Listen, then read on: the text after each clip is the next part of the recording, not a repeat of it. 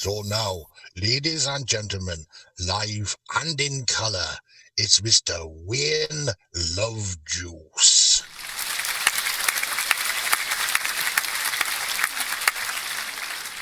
The other day I produced a Louis, had a track with an interesting chappie who said that the YouTube algorithms really aren't that happy.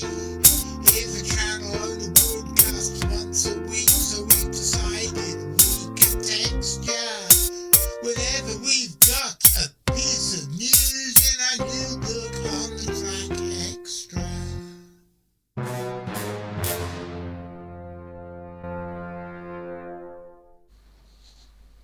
Good evening, ladies and gentlemen. My name's John Downs. I'm the director of the Centre for Fortean Zoology, and welcome to another episode of On the Track Xtra. Just like we do every Wednesday evening, here's going to be about a quarter of an hour of stuff about cryptozoology, green issues, and other allied subjects. And this time we're going to bring you a collection of stories which were sent us by my old friend Daisy Swann, who lives in Germany. Daisy sends us an awful lot of stories, and once every few months we do a roundup, and here is the first Daisytales roundup for 2025. Enjoy. Humpback whales are recognised as being one of the most migratory species on the planet, but now we have a story that truly takes the biscuit. A humpback whale has made one of the longest and most unusual migrations ever recorded, possibly driven by climate change. It was seen in the Pacific Ocean off Colombia in 2017, then popped up several years later near Zanzibar in the Indian Ocean, a distance of at least 13,000 kilometres. The experts think this epic journey might be down to climate change depleting food stocks, or perhaps an odyssey to find a mate. Dr. Katerina Kalashnikova of the Tanzania Cetaceans Program says the feat was truly impressive and unusual even for this highly migratory species. She continued, saying it was very likely the longest distance that a humpback whale had ever been recorded travelling. Humpback whales are a species that live in all oceans of the world. They travel long distances every year and have one of the longest migrations of any mammal, swimming from tropical breeding grounds to feeding grounds in cooler waters. But this male's journey was even more spectacular, involving two distinct breeding grounds. One theory is that climate change is altering the abundance of the tiny shrimp-like krill upon which humpback whales feed, forcing them to travel further in search of food. Alternatively, whales may be exploring new breeding grounds as populations rebound through global conservation efforts. While actual reasons are unknown, amongst the drivers there may be global changes in the climate, extreme environmental events that are more frequent nowadays, and evolutionary mechanisms of the species, said Dr. Kalashnikova. In other words, neither she nor anybody else actually know. But this is not the only interesting mega journey to have been recorded by one of the great whales in recent years. The grey whale is nowadays restricted to populations in the Northeast Pacific and an endangered Northwest Pacific or Asian population. North Atlantic populations were extirpated, probably by whaling, on the European coast before 500 AD and on the American and African Atlantic coasts around the late 17th to 18th centuries. However, in the past 20 years there have been rare sightings of grey whales in the North Atlantic, Mediterranean and even off South Atlantic coasts. And although it is far too early to claim this as fact, There are suggestions that this beautiful marine mammal may eventually reclaim its Atlantic habitats as a resident. This is certainly the result of climate change, with the depredations to the northern ice floes freeing up the Northwest Passage for the first time in centuries. This, of course, has interesting implications for cryptozoology. Authorities such as Bernard Heuvelmans and Adrian Shine have used this species as convenient explanations for some historical Atlantic sea monster sightings, and the fact that they appear to be recolonizing the Atlantic, albeit in a sporadic manner, seems likely to affect the number and nature of sea monster sightings which we can expect in the years and decades to come. And now, let's change the subject. Well, it's not completely changing the subject. We're still talking about absolutely magnificently long journeys. But we're no longer talking about whales, we're talking about butterflies. Now, I expect that everybody watching this will know about the migration of the monarch butterfly, which can go everywhere from southern Canada all the way down to Mexico where they overwinter, and I was lucky enough to see the first flights of the monarch butterfly in September 1979 when I was living in Canada, and I saw them massing in their tens of millions in the trees. I never thought I could actually see tree branches weighed down by the weight of butterflies, but they were, and it was a magnificent and really rather disturbing sight. I love butterflies. I love butterflies individually, but to see tens of millions of them amassing on a tree like they were some sort of horrible skin disease was really quite disturbing. But it's now been revealed that monarchs are not, hard luck America, they are not the world's longest journeyed butterflies.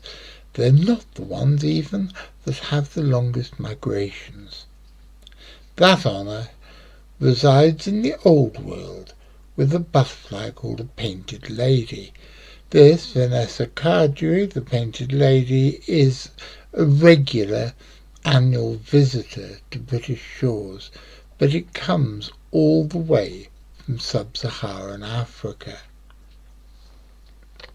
And now, as we continue, I have been joined by Miss Lilith Tinkerbell, who is doing her best to be a Ride the White Swan cat. And for people who don't remember the song or are basically under the age of 60 who probably won't ever have heard the song, one of the lines goes, "Take a black cat and keep her on your shoulder, grow your hair long, a baby can't go wrong." Well, I have my hair long still, even though I'm 66, and I have a little black cat on my shoulder, so I think that shows that I am one of the people of the Beltane. Go out and check out the song. It's by T-Rex, and it was their first major hit single in Britain in 1970, I believe. But anyway, I'm digressing. I want to tell you what I found out recently from a story that Daisy sent me about painted lady butterflies. The painted lady butterfly, Vanessa Cardew, is a traveller like no other. At the onset of spring, this tenacious little butterfly sets out on a journey that defies all odds. By the end of the journey, an astonishing 9,000 miles will be covered across multiple continents, all in the space of a year. This can take up to 10 generations of this butterfly, because although none of the painted ladies that leave sub-Saharan Africa will ever make it back there, their descendants up to 10 generations later, most certainly will. And it was only discovered very recently that when the generations of painted lady butterflies appear in Britain, and in some years, like 2009, there were enormous numbers of painted ladies arriving on our shores.